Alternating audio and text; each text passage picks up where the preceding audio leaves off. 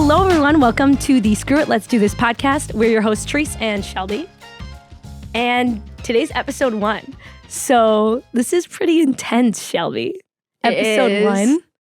The lights, the camera. The sign that we artistically created. I mean, if you're watching the video, you'll see we have a super artistic set starting with our Screw It, Let's Do This sign, which I think embodies what this podcast kind of came from. The idea, the name. So I say before we get into some fun topics to talk through, let's talk about the name. Where did it come from?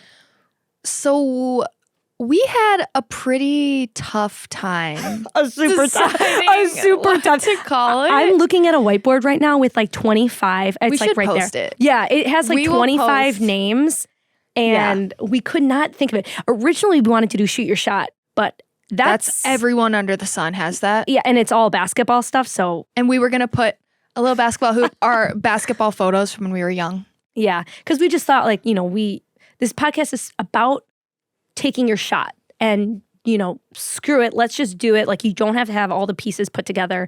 We never do. Yeah, just like, even the sign, we're like, whoa, should we get a neon sign? And it's like, or we could get a whiteboard and and write on it. Yeah, and write on it. That took actually 4 to 5 times. So it did. 4 to 5 times longer than I expected. Yeah.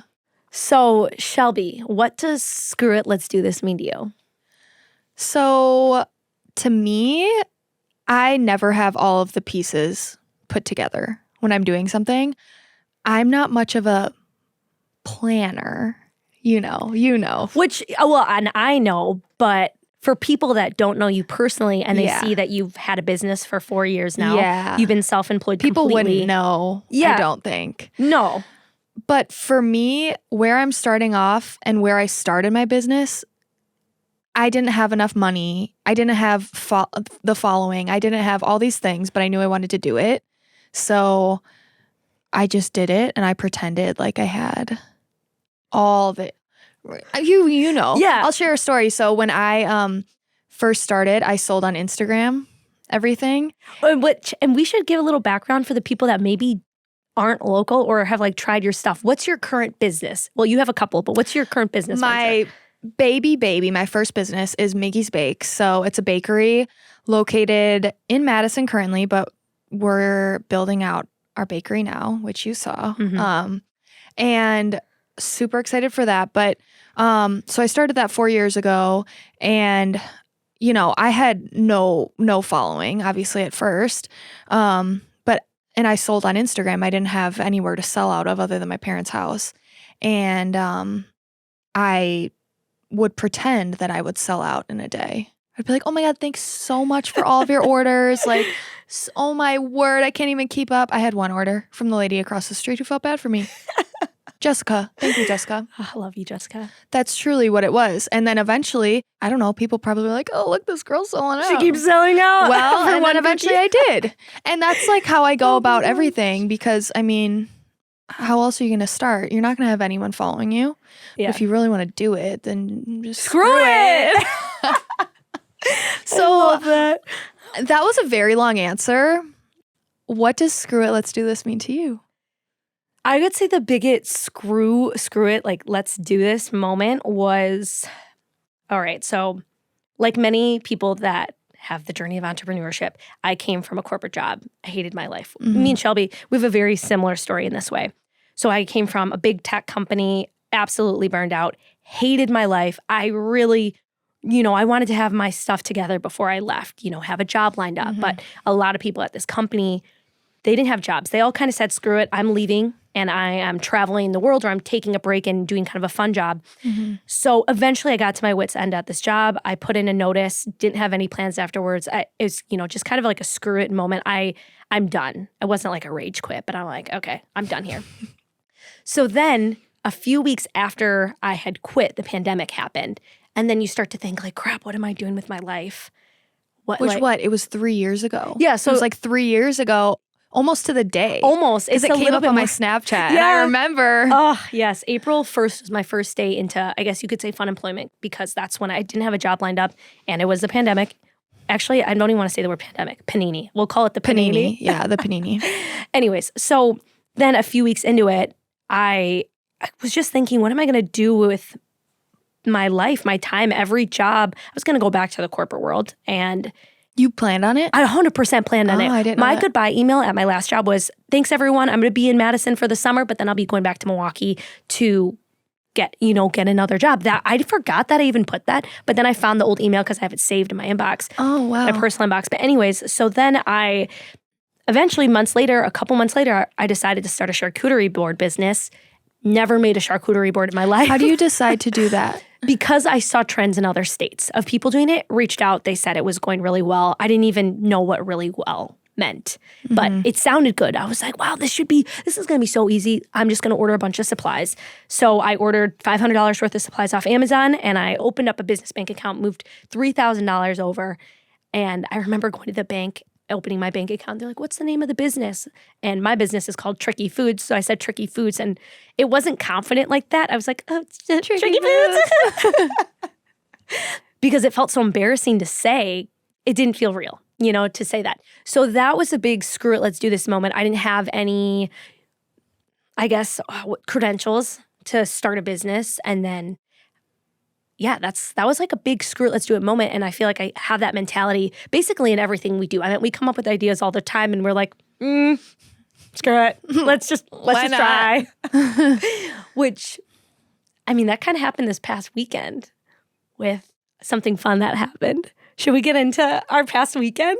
I think so. Yeah, let's. Joe Gatto. Joe Gatto from Impractical If you guys don't know who that is, he was one of the jokers on Impractical Jokers, which I don't know, it ended a couple years ago, I think. Like being on TV, I think. I mean, reruns are for days. I don't know, but it was like 10 years or something of shows. Like they have so many episodes.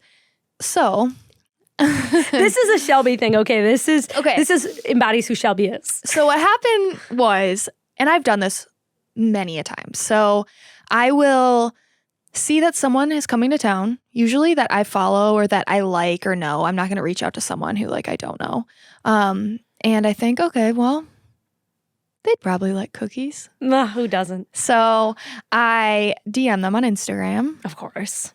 And this is what I did with Joe. And Joe has 2 million followers. So did you expect a response? Absolutely not. Of course. He responded within an hour, like right away. And I was like, hey, do you want some sweets? He responded with Indeed, period. And I was like, is he mad? Like, I didn't know, but I don't think I told you that. No. I had no idea. And then I was like, okay, cool. Like, let's meet up. Like, I can bring you something. And he's like, sounds great. Like, then he kind of warmed up. He's like, sounds great. Like, I'll connect you with my tour manager. So then I tell Therese about it.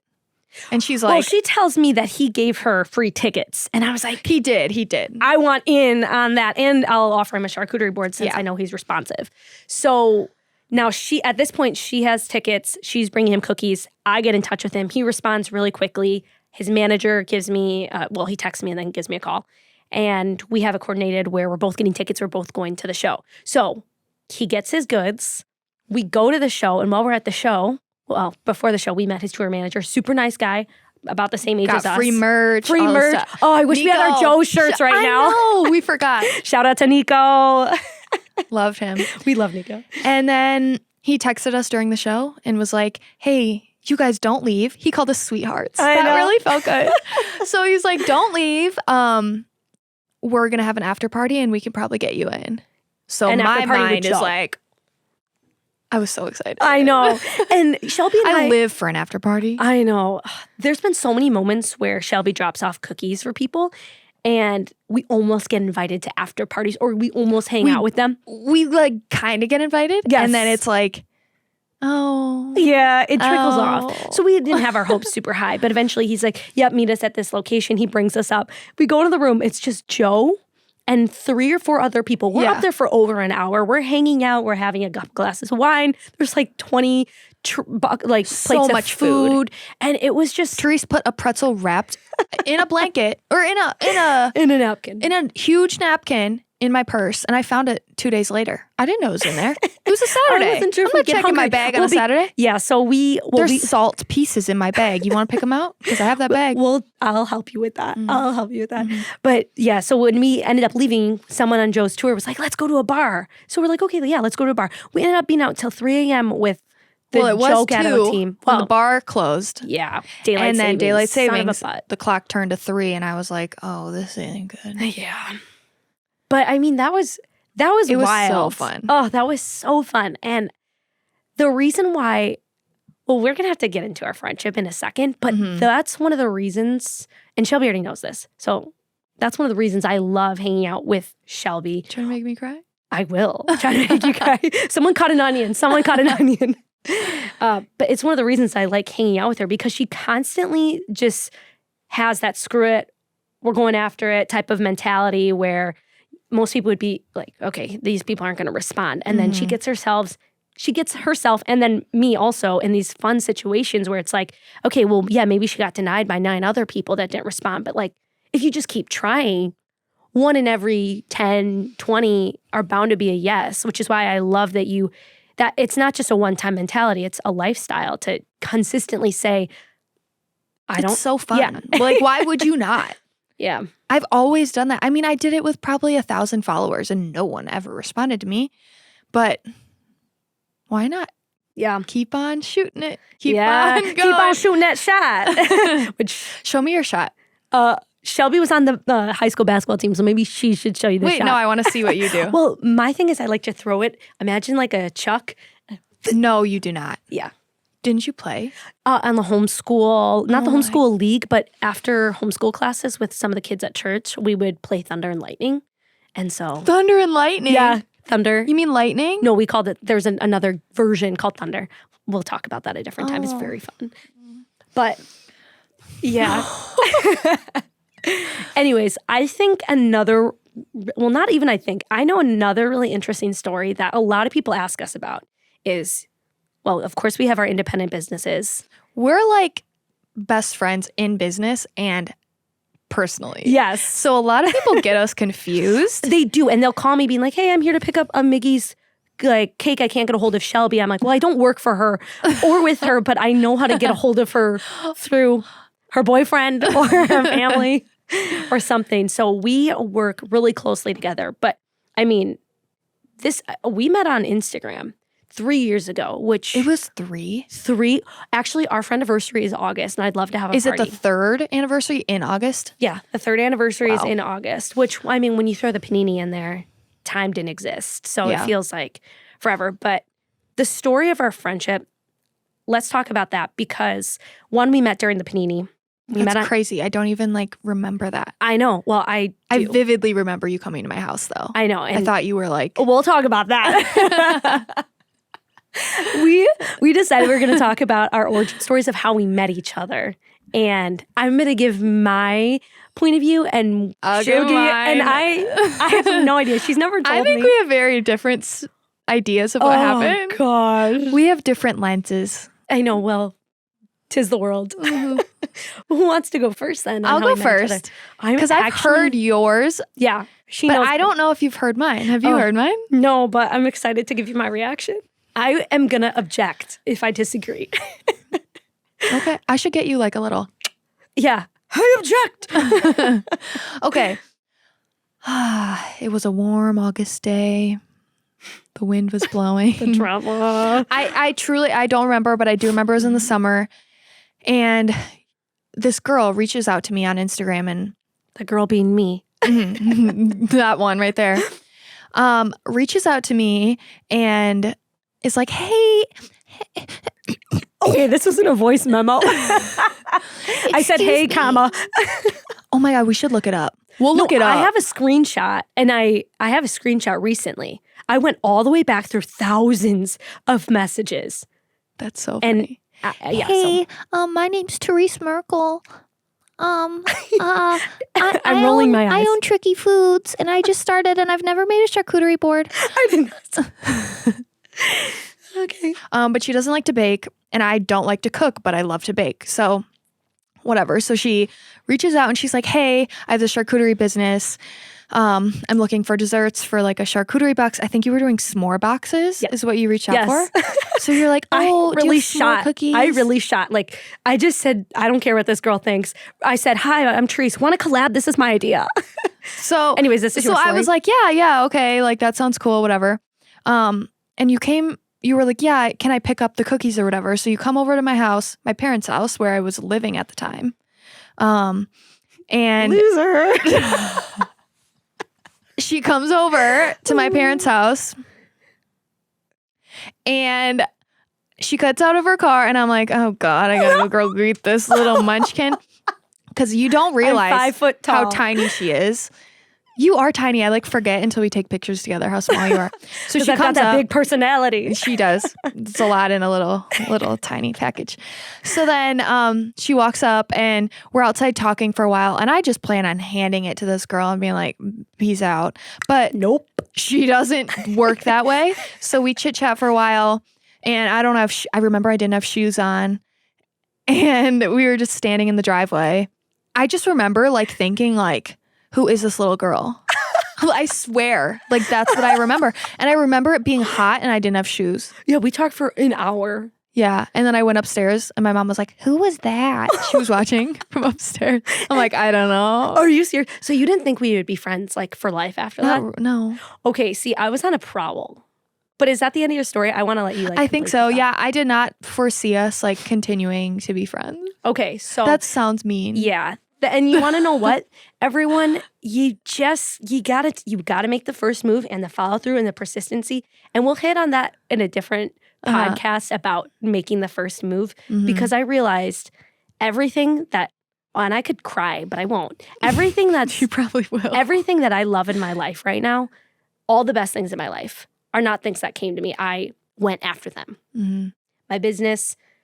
A complete career change, my best friends, my boyfriend. Yes, I made the first move. Ladies, going after it. Okay, so my turn. So I had just started my business in April, or technically was June. It April? April is when I entered fun employment and was, I guess you could say, recovering from burnout. Mm-hmm. Kind of coming up with ideas.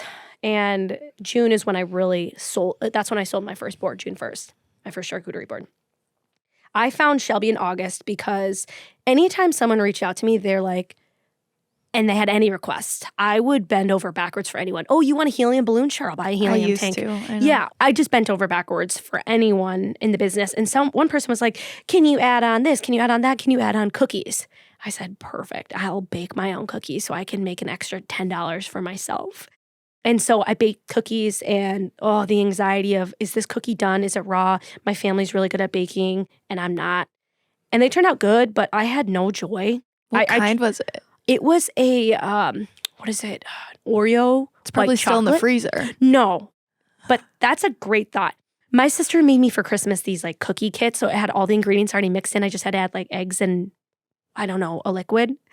And so I remember I longboarded all the way to Pick and Save to pick up the ingredients because I was like, I need to make this fun. Like, I need to get myself amped up. It was in the middle of summer. I made the cookies. Oh, I hated my life. I posted on Instagram, hey, people are starting to ask for sweet add-ons. Does anyone have any idea of any bakers? Okay. So I wasn't super familiar with Madison, the city that we're in at that point, because when I worked at my last job, I was traveling so much. I never spent any time in Madison. So I didn't know of any bakers. Mm-hmm. And someone tagged you and they said, you and Miggy's bakes would make beautiful babies. I'm like, what in the F does this mean? I go to her page and you were like, yeah. Instantly, yes. But also she had 4,000 followers. I had 1,000 or 2,000. So I was almost starstruck because that felt like a lot. I mean, it is a lot to get that. It takes a long time. So I'm like, okay, this girl's stuff looks really good. I thought she was an old woman because who has a baking business? You know, I think that's my favorite part. Because at the time, like, I didn't ever post my face. Like, I used to be nervous, but now I'll go on with my alfalfa sprout, and I literally don't care what I look like anymore. Yeah, well, and she On never Instagram? posted. You never posted I your used to face. not ever post myself. Well, and I dug up some stuff on you. I tried to find some stuff on you, and I saw that she was this. Dug through my files. Yeah, I went through her Insta or her Facebook or something. I saw we had a mutual friend or two, maybe, and she's this very fair-skinned, tall. You always pull out the skin. She's extremely Norwegian, and Tall, also. yes, I'm tall, blonde. Yeah, you're how? 5'7". Oh, holy cow! Basketball. That's why you played basketball. Oh, I was short. 5'7" is tall, but anyways. I thought I was getting vanilla vibes because she's this tall white girl. What vibes? That vanilla. Can you Elaborate? Yeah, I'll go into it. So I'm like, okay, she's this wholesome, fair-skinned girl that loves to bake in her free time and lives at her parents' house. Like, how nice. What a nerd. I didn't think it was weird. I just thought, like, I didn't think. Did you? You can say it. No, I didn't think you were weird. I mean, you had 4,000 followers, so I gave you the benefit of the doubt. But I didn't really know what to think. I just thought you were wholesome. I thought you would be a little bit more vanilla than me. And for me, the way I would describe myself at that point was short girl with Long border. EDM music, love to cook. We could not be tech more industry. different, I think, in a lot of ways. Oh, yeah. But we have but similar. we're very, so- yeah, those things that she just described, I'm the full opposite. Country of music, ellipticals. I don't know. You just elliptical. You love the elliptical. I do. Anyways, so I meet up with her. She gives me the cookies, and I could tell just by her body language she was just thinking it would be a drop off. But I had question after question after question. I just wanted to basically get down to the brass tacks of how did you get this many followers? Your business looks like it's blowing up. Would you like get together with me and share, information? So I said no. No, you didn't. You didn't say no. I asked you a ton of questions. Yeah.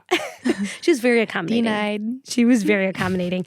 She gave me a ton of information, and I just was like kind of super happy because at that point I lived alone. It was during the panini, and it was just cool to get interaction with someone that was so successful in my mind.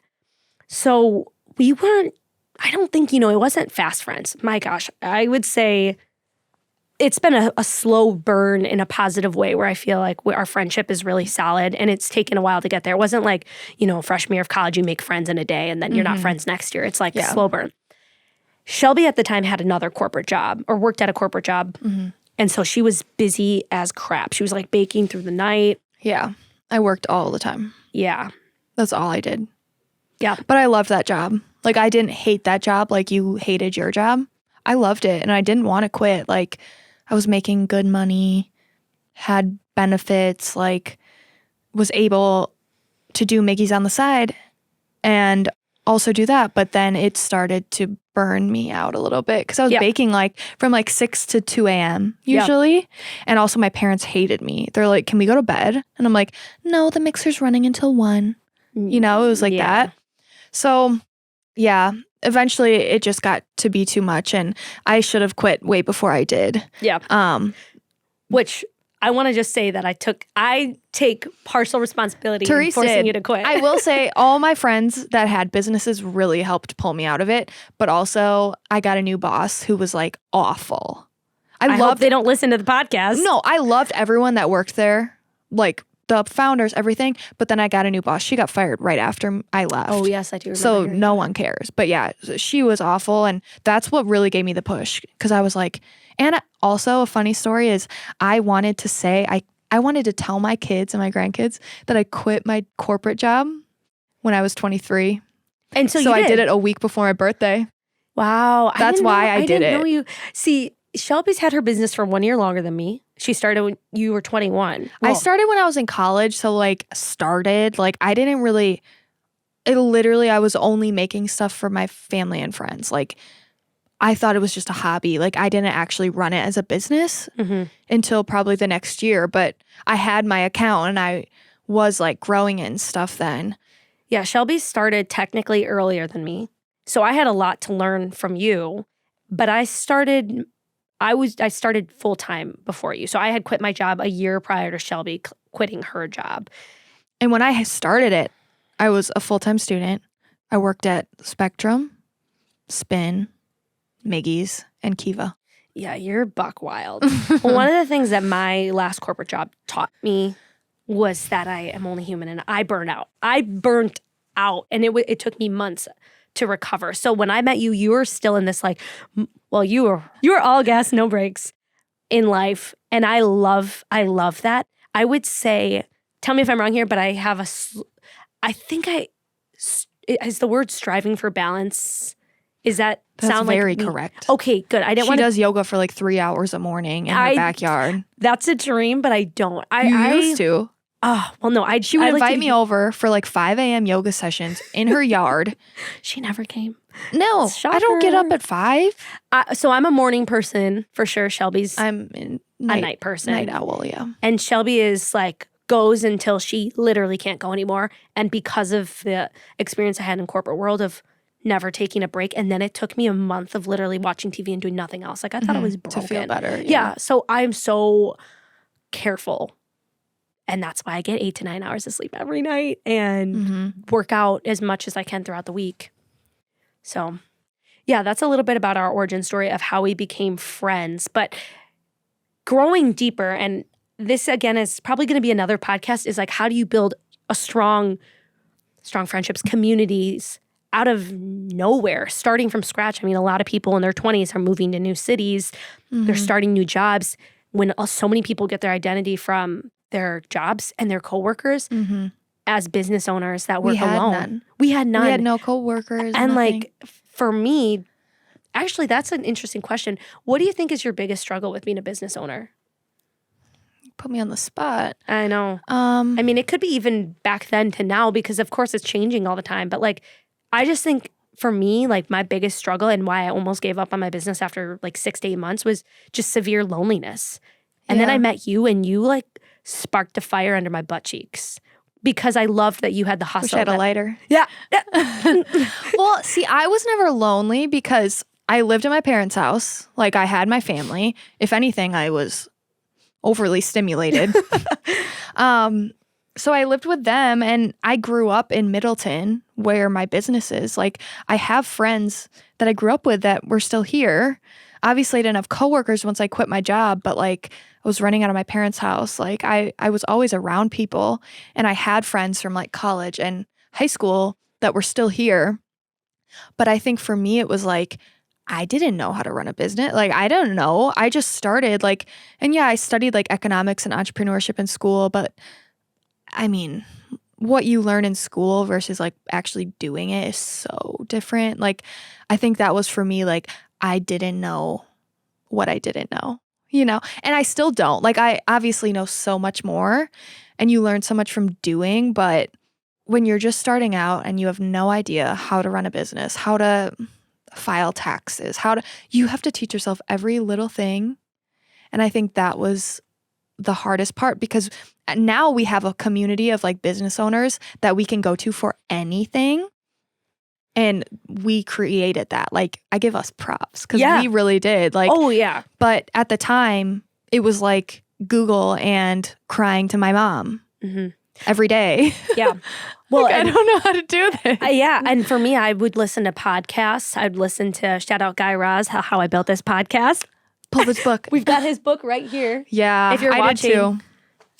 Ooh, crisp. But yeah, if you're watching the video, you can see it. Otherwise, the How I Built This podcast is one of my favorites. It's great. Yeah, we love it. And they have a lot of, I mean, for different industries. So it's just like cool to hear their stories. So podcasts, books, and then eventually Shelby and I got really close because our businesses were so close in the time frame we started. So we did so much stuff together. And yeah, there's a lot of things that we could talk about. I mean, like, I think we'll spend a whole podcast episode talking about building a community, starting from scratch, surrounding yourself with like-minded people. So I don't want to go too deep in that. That's my favorite thing that I've done. Yeah. Yeah, I mean, it's personally and for running a business or expanding. Like, I want 20 businesses. Yeah. Yeah, so you guys have that to look forward to. That'll be a good one. That will be a really good one, because I think when, in your mid-20s, when you graduated from college and you start to go different directions from a lot of my college friends, different cities, and then have something like the panini happen to really separate you guys, you kind of start from scratch. So that's a really big one. And I know so many people struggle with building a community. And we know that because so many people reach out to us being like, hey, I don't have a lot of friends in the area. Yeah. It's like, We've Bitch. adopted a few of them. Yeah. It's like me too. Like I know. So now that we've kind of done a bit of our intro, we did come up with some questions yesterday that I think are really good, and we should answer a few of them. Yeah, so these are questions that we came up with. Eventually we'll do a Q&A where you guys can ask us your burning questions about anything, but this is stuff that I think will give you These are a little bit deeper. Yeah, and give you an understanding of more like not about the concrete things we're doing, but who we are as people. So fire I'll away. kick it off. I'll start with this one. What gets you up in the morning? Like, what's your biggest drive? Okay, well, this could probably change any day you ask me. But right now, I mean,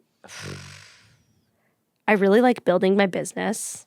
I'm such a dreamer where sometimes I even have to catch myself because I'm constantly dreaming of what my future can be and the pursuit, not just like getting there. Like I wouldn't want to fast forward or take a shortcut to any of those places, but I love getting up every day. I love my job every single day. I feel like especially with being, our friendship, I feel like the sky is the limit and anything that we think about, we can at least go after or try and land on the moon, even if we don't hit the stars or whatever that saying is.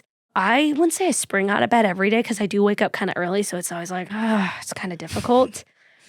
But compared to when I was in the corporate setting, I felt almost paralyzed. Like getting out of bed was the hardest part of the day.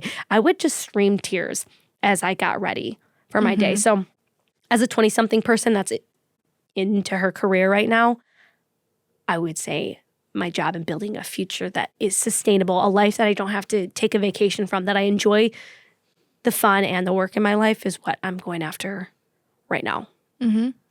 So, Shelby, what gets you up in the morning? I'm like the same. Like I dream about Miggy's, but I literally dream about it. Like at night, I wake up like I did last night.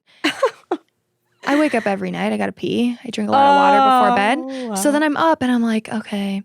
Typically, like I actually dream about something that's going on and it's all business related. That's good. But then I wake up and then I think about, okay, what am I doing tomorrow? And last night, it was 6 a.m.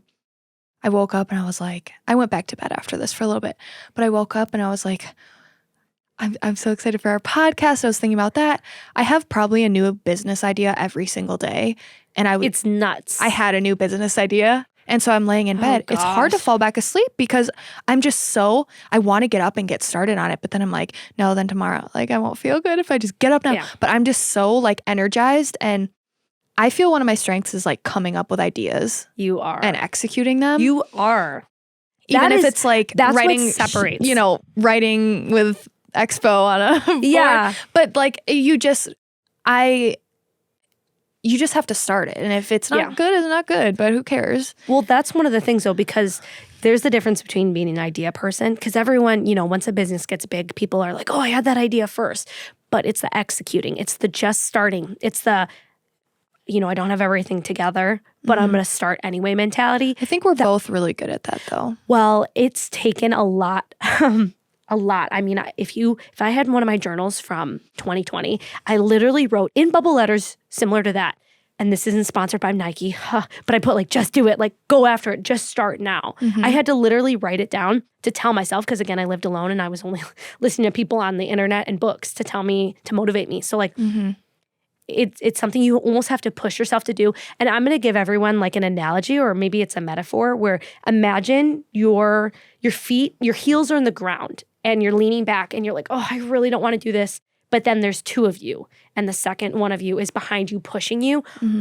That is how I felt probably for the whole first year of my business. And I don't know if I ever told you that, but I used to tell everyone that I knew in my life at that time, like, I'm pushing myself every day to do this. Like, I really don't want to do this. Yeah. I remember that. And that's like, it doesn't come easy, but it's like a muscle that you train and you build the confidence to be okay to fail, which is something I read in one of my books at that time called The Confidence Code, which is a plug for probably the most life-changing book I ever read as a woman, just on how to build confidence to go after it. Yeah. And in your career specifically, where a lot of men at this day and age can trample on you. Well, I have a story about that. Oh. I'm currently building out my bakery right now.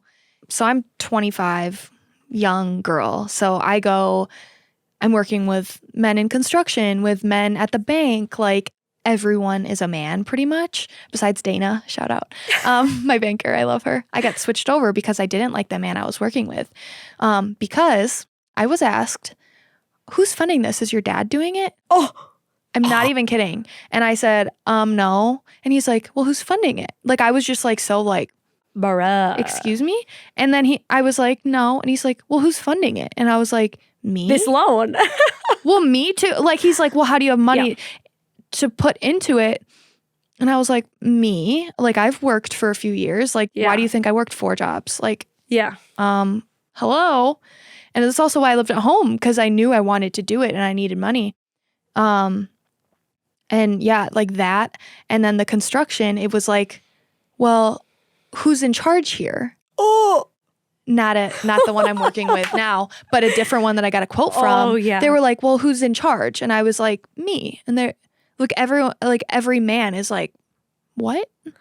Wow. And I worked corporate. It was a startup. So like, I didn't really feel that. Like, I knew it was there, but I didn't really feel it because like everyone was so open. Like, I loved everyone I worked with. And I kind of thought like it's a little bit outdated for that to kind of be like where we're still at. No, I've learned like that's 100% alive. Yeah. And I hate it. Well, it's interesting you say that though, because so our businesses are primarily dealing with women because, For the most part. Yeah. Until Women, now. I've dealt with a lot of men now. And I think the higher up you go in your business, if you start multiple locations or I don't know if people are surprised, but I kind of like it. Yeah. I love it actually. Okay. Well, then it can be a strength. It can be a strength and a weakness. I feel like it's a strength because it's part of our story. And people want to raise women up at this day and age. But, when you're with people in traditional roles like bankers or construction, it is a lot of men. And for me, I went to school for information technology. So like it was me and a bunch of guys in class, which helped me shine. Me too. I mean, I was one of 10 and 100 boys. Really? In econ. Oh, I forgot she did that. She should have done marketing. Oh, I loved econ though. I did. I loved school. Wow. I loved econ. It's probably my favorite class I ever took. I liked micro. Yuck. Microeconomics. You're giving me a stomachache. We can't keep talking about econ. But then when I went into like the last job I had, the software tech job implementation, it was me and 9 guys on my team, which I liked. They called it the billing bros because we were in billing. And it was me and 9 guys. And there were only a few subtle differences, or subtle, not differences, but subtle things that happened that rubbed me the wrong way. But I felt like it was a strength. And then especially when I read the book, The Confidence Code, it gave me more confidence to be like, oh, well, some guys just walk in the room and act like they own it and they have no credentials. And it's like more of a mindset thing where women sometimes play small. Yeah. And we can't, obviously, as business owners, play small because our business can only get as big as we believe we make it. Yeah. Yeah. Cool. Definitely. So moving forward, we're kind of wrapping up this episode. We'll save the rest of our questions for later because I've got a list here. Yeah, we do. But we could talk for hours. So, I mean, I would love to listen to our podcast. Yeah. Shelby, why should people listen to our podcast besides that you would like to listen to it? Well, I think everyone should listen to our podcast. Because I feel like we're really good at helping people get out of their comfort zone. Get out of their head. Get out of their head to do get out of something their that box. they've wanted to do. Like you don't need everything lined up. Like a lot of people think that and you really don't. You need an idea and maybe $5. Like I don't Instagram. know. We're in the age of And Instagram, so that's free right now. And a TikTok? Well, Shelby's Gen Z, so she I'm both. 1997. You're 1 year older. I am 1996, you act but like you're shows 40 years older than me. I am more. Shelby and I have talked about this Therese a lot. like knits. No, immediately and cooks the turkey. I do cook the turkey. And I've been doing that for a while and I'm not that good at it. People just don't want to take on the turkey and I hit, the hard task head on. But Shelby is really good at TikTok and Instagram. I'm not good at TikTok. Shelby attempts I'm working on it. I think she's great. she's good at all those things. So, and then me, a year older and a different generation, millennial. She has back pain. I do not, because I go to our chiropractor 360 Wellness. But I just feel you can see some of our differences, in my opinion, even though we're semi in the same generation. But your wing is Z. A little flappy. Z. No, it's Z, and I'm millennial. Like, you're talking about wings. Like you're, what's that thing where it's like you're 7, wing 3? Wings. Yeah. I just thought of him. No, I don't, like enneagrams or whatever. Yeah. I don't know Your wing those. is a Gen Z. I literally don't know what that means. Well, just know that your wing is a Gen Z. Okay. And I'm a millennial. Okay. But anyways, so yeah, we've got a lot that we can touch on in this podcast. We're also looking forward to having some fun and interesting, insightful guests on to hit on some of the topics that we're still learning and excited about. Sharing what we've learned and also bringing on people that know more than us, because we don't know everything. We don't know. Shocker. So I think that will be really fun. And just having fun together. Yeah, that's another thing is we also flop a lot. Like on the outside, it could look like we're trending up. In fact, yesterday, Therese. I can't even think about what you're going to say right now. I don't know. Exactly, nothing. We flop so fast, but we get up pretty quickly because we flop so often that it takes me about a day. Yeah, I mean, usually. It depends. It could take me a minute to probably a week to get over something, depending on how big it is. But we have been able to say screw it so many times and just keep going. And it's that persistence that also helps. So yeah, where we have so much, you guys, imagine a cake, a Miggy's Bakes cake. We've taken one bite today. And a tricky food charcuterie board. No. We licked the frosting. We licked that frosting. Yes, and if this was a tricky food charcuterie board, you would just be wafting it right now. Like, that's all this is. So you are weird with that. What? With wafting? It's one of my superpowers. Isn't it wafting? I think it's wafting. Screw it. Yesterday we got coffee and I got a flavor of coffee that she didn't have. And she's like, can I waft that? And I was like, what? It's a blessing and a curse. I can smell came over a lot. And smelled it. And she was like, yeah, that's good. Like, what? I can basically, if someone doesn't change their socks, I can smell it. And that's when we're You standing up. You do. You have a nose of like a hound. It's my whole family. We're like little tiny rats. And don't get into it. I had pet rats. We're going to leave it there. Until next time. Okay. Shelby has rat dogs. You want to talk about that?